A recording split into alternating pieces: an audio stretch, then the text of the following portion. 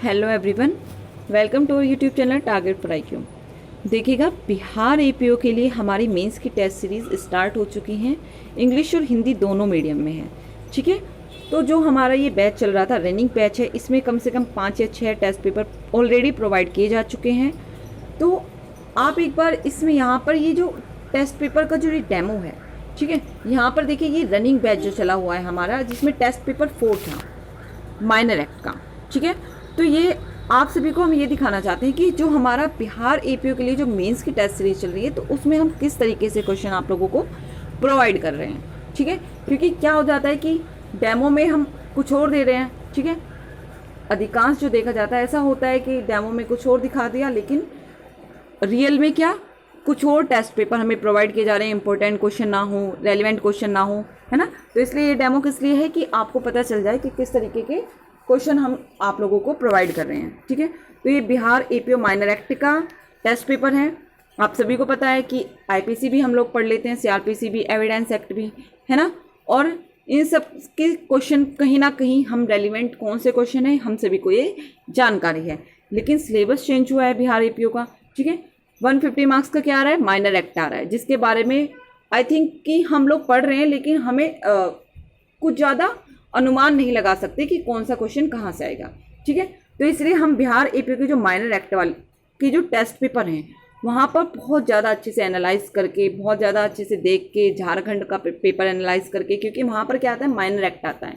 ठीक है, तो वो सब देख के क्या माइनर एक्ट की टेस्ट सीरीज बना रहे हैं।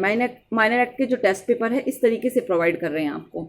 तो देखिएगा किस तरीके से होंगी हमारे जितने भी टेस्ट पेपर हैं, चाहे वो IPC का हो, CRPC का हो, चाहे इंडियन एविडेंस एक्ट का हो, बिहार APO के लिए वो सभी बहुत अच्छे से बनाए जा रहे हैं, बहुत अच्छे से आप लोगों को प्रोवाइड किए जा रहे हैं, ऐसा नहीं है। ठीक है, तो आप लोग अगर देखेंगे तो आपको खुद ही पता चल जाएगा कि किस तरीके से ये क्वेश्चन पेपर है। तो देखिएगा कि 3 घंटे का टाइम है, 150 मार्क्स का है। भाग 1 में कि निम्नलिखित पर टिप्पणी लिखनी है कोई 2। तो ये क्वेश्चन कहाँ से है, आयुध अधिनियम से है। ठीक है, कि गोला बारूद पर टिप्पणी लिखनी है, आयुध पर और प्रतिषिद्ध आयुध पर, इनमें से किस पर, 2 पर टिप्पणी लिखनी है। इसके बाद है निम्नलिखित पर टिप्पणी लिखिए किस पर, विस्फोटक पदार्थ पर। ठीक है, या फिर विशेष प्रवर्ग के विस्फोटक पदार्थ पर यहाँ पर टिप्पणी देनी है आपको।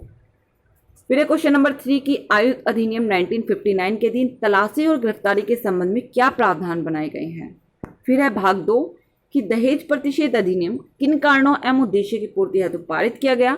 दहेज जैसी कुप्रथा को दूर करने हेतु वर्तमान विधियों का वर्णन करना है। क्लियर है। फिर है दहेज प्रतिषेध अधिनियम में दहेज देने या लेने के संबंध में दंडात्मक प्रावधान क्या है, क्या इस नियम के अपवाद भी हैं, तो ये बताना है। फिर है कि दहेज मृत्यु को परिभाषित करना है। भारतीय शास्त्रीय अधिनियम में दहेज मृत्यु के बारे में क्या अवधारणा की जाएंगी, इसके बारे में आपको बताना है यहाँ पर।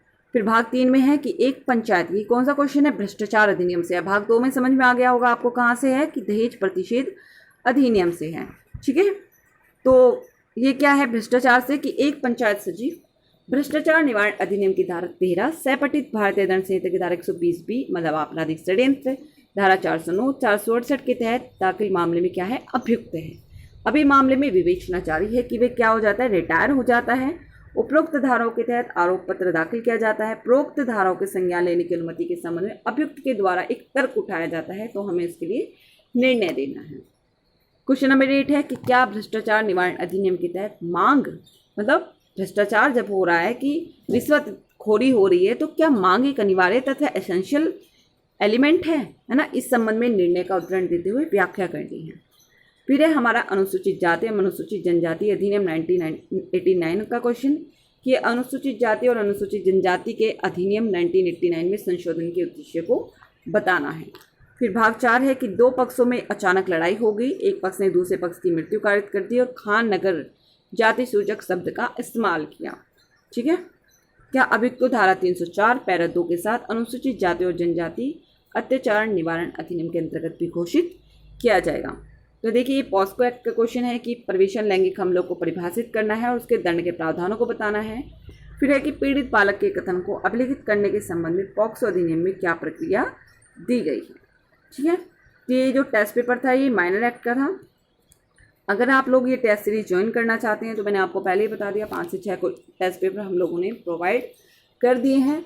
ठीक है। अगर आप चाहते हैं कि आपको रनिंग बैच ही मिले तो आप डिस्क्रिप्शन में डिटेल दी गई है, नंबर दिया गया है ना, उस पर कॉल करके आप क्वेरी कर ले सकते हैं। ज्वाइन होना चाहते हैं तो ज्वाइन हो सकते हैं, या फिर अगर आप चाहते हैं कि न्यू बैच बने बिहार एपीओ के लिए, जहाँ से हमें स्टार्टिंग से टेस्ट 1 का टाइमिंग शेड्यूल प्रोवाइड किया जाए कि भाई इस दिन हमारे पास टेस्ट 1 मिले, फिर टेस्ट 2 मिले, है ना, एक एक दिन करके। तो अगर आप ये चाहते हैं तो आप इस तरीके से भी आप सर को बता सकते हैं। लेकिन अगर आप चाहते हैं कि रनिंग बैच जो चल रहा है, आप रनिंग बैच में ज्वाइन होंगे तो आपको जो भी टेस्ट पेपर अभी तक हो चुके हैं वो भी आपको एक साथ ही प्रोवाइड कर दिए जाएंगे।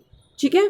तो सर का नंबर है 7500110314। इस नंबर पर आप कॉल कर सकते हैं, व्हाट्सअप कर सकते हैं, टेलीग्राम कर सकते हैं।